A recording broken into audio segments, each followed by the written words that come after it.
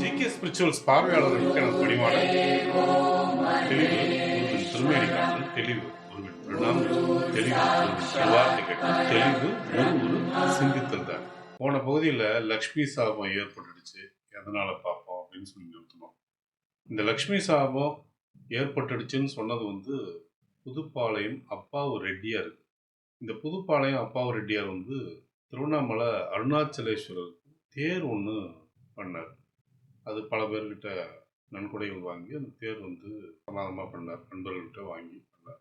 அந்த தேரை வந்து ரெடி பண்ணிட்டு இப்போ அதை வெள்ளோட்டம் பார்க்கணும். வெள்ளோட்டம் பார்க்கறதுக்கு முன்னாடி சுவாமி கிட்ட உத்தரவு கேட்போம், அதாவது சேஷாத்திரி சுவாமி கிட்ட உத்தரவு கேட்போன்ட்டு ஒரு 4-5 பேரை கூட்டிகிட்டு சேஷாத்திரி சுவாமியை பார்க்கறதுக்கு போகும்போது சேஷாத்திரி சுவாமியை எதிர்க்க வர்றார். அவர் பார்க்க போகும்போது அவரே எதிர்க்க வந்துட்டு அடடே தேர் வெள்ளோட்டத்துக்கா, அது அல்பாயுசு, அந்த தேர் நிலைக்காது, லக்ஷ்மி சாபம் அது மேலே இருக்கு, அது அல்பாயுசு, அவ்வளோதான், அது சுவாக ஆயிடும் அப்படின்னு சொல்லிட்டு போயிட்டார். அப்போதான் இவங்களுக்கு ரொம்ப அதிர்ச்சி ஆயிடுச்சு. என்னடா இப்படி சொல்லிட்டு போயிட்டார் சுவாமி. சரி என்ன பண்ணுறது, ரெடி பண்ணியாச்சு. தேரை வந்து வெள்ளோட்டம் பார்த்து அது கோவிலுக்காக நிறுத்தியாச்சு. சரியா 3 மாதம் இருக்கும். திடீர்னு அந்த தேர் மேலே இடி விழுந்து அந்த தேர் எரிஞ்சு போச்சு.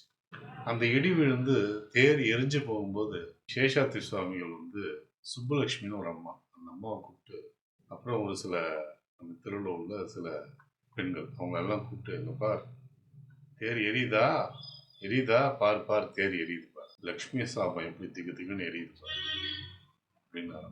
அவன் அந்த தேருக்கு வந்து நன்கொடை கொடுத்தவங்கள பல பேர் வந்திருப்பாங்க, நல்லவர்களும் வந்திருப்பாங்க, கெட்டவங்களும் வந்திருப்பாங்க. ஒரு லக்ஷ்மி சாபம் ஏற்படுற அளவுக்கு அதில் வந்து எந்த கொடியவன் வந்து பணத்தை கொடுத்தானோ தெரியல.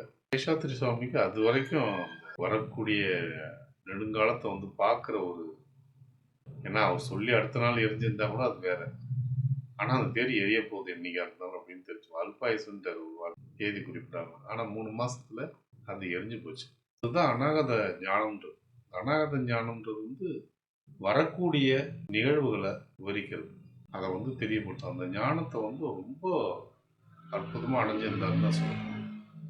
இது மாதிரி வந்து ஒரு மெய்யப்ப செட்டியார்னு ஒருத்தர், அவர் வந்து அருணாச்சலேஸ்வரர் கோவிலில் காந்த விளக்கு போட்டு வச்சிருந்தார். விளக்கு, இந்த காந்த விளக்கு வந்து கோவில் முழுக்க உண்டு, அதுக்கு ஒரு நிலையமும் உண்டு, அதை இயக்கிற ஒரு நிலையம் உண்டு. அங்கே இருக்கிற மெஷினை வச்சு அவங்க இயக்குவோம். அவர் வந்து வெளியில் வர அன்னைக்கு வந்து காந்த விளக்கை போட்டுருவோம், இந்த நிலையத்தை போயிட்டு வாட்ச் பண்ணிட்டு வருவோம் அப்படின்ட்டு சாயந்தரம் வேலை வரும்போது எதிர்க்க வந்து சேஷாத்திரி சுவாமி வர்றார். போ விளக்கெல்லாம் ஒன்றும் போட முடியாது, இங்கே சக்கரம் ஓடாது, போ அப்படின்னு சொல்லிட்டார். மெய்யப்ப செட்டியாரோ அதை கண்டும் காணாமல் அப்படியே வந்துட்டார். ஏன்னா சுவாமி இப்படி சொல்லிட்டாருன்னு ஒரு சின்ன சரணம் இருந்தாலும் அவர் கண்டுக்காமல் வந்துட்டார். வந்துட்டு அந்த நிலையத்தை வந்து திறந்து அந்த மிஷினை ஆப்ரேட் பண்ணுறாங்க. ஒரு ஆப்ரேட்டர் ஒருத்தர் இருக்காரு, அவங்க ஆப்ரேட்டர் தான் வந்து போடுறான். ஒரு சக்கரம் ஓடல, அவர் மைனர் ரிப்பேர் பார்க்குறாங்க, ஒன்றும் சக்கரம் நவரவே இல்லை, விளக்கு எரியல. வேற வழி இல்லாமல் மெய்யப்ப செட்டியார் வந்து திரும்பி சுவாமி கிட்ட போறாரு. சுவாமி கிட்ட போய் சொன்ன உடனே ரேணுன்னு ஒருத்தர் இருக்காரு, அந்த ரேணு வந்து சேஷாத்திரி சுவாமிகளை ரொம்ப ரொம்ப வழிபட்டவர். அவர் கூட இருக்கும்போது இவர் நேராக போய் சுவாமிகள் நிற்கிறாரு. என்ன உடனே இவர் புரிஞ்சுக்கிறாரு, சுவாமியை கூப்பிடுறாரு. அவரும் கிளம்பி ரேணுவையும் கூட்டிக்கிட்டு அந்த ரேணுவோட தோளில் கை போட்டுக்கிட்டே வராரு. வந்தவர் நேராக வந்து அந்த மிஷின் கிட்ட போய் அதை தடவி கொடுக்குறாரு. அந்த மிஷின் முன்னாடி விழுந்து கும்பிட்றாரு. இதெல்லாம் செஞ்சுட்டு இப்போ போடும் அப்படின்றாரு. இப்போ அந்த ஆப்ரேட்டர் வந்து அதை அழுத்தின உடனே ஓடுது. இப்படி சின்ன சின்ன விஷயங்கள்லாம் கூட அது சுவாமியோட திருவருள்னு தான் சொல்லணும்.